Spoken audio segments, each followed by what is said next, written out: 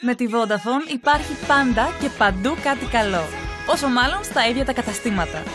Προκειμένου να κάνουμε πράξη για άλλη μια φορά την υπόσχεση της Vodafone και να προωθήσουμε τα νέα προγράμματα Vodafone Red σε ένα από τα κεντρικά καταστήματα της εταιρείας, αξιοποίησαμε στο έπακρο τα χαρακτηριστικά του Foursquare και την τελευταία λέξη της τεχνολογίας και κατασκευάσαμε από το μηδέν ένα πρωτότυπο μηχάνημα βασισμένο στην επαναστατική τεχνολογία του Arduino και την πλατφόρμα του Foursquare.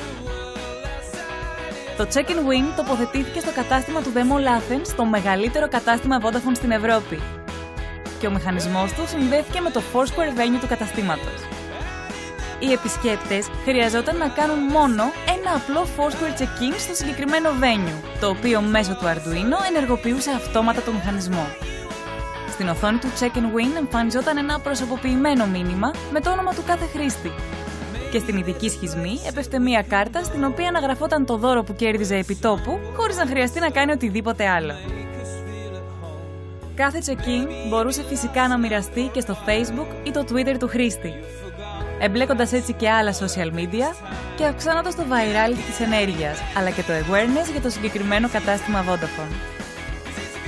Η συσκευή λειτουργήσε για 3 εβδομάδες, κατά τις οποίες τα Foursquare check-in στο κατάστημα αυξήθηκαν κατά 500%.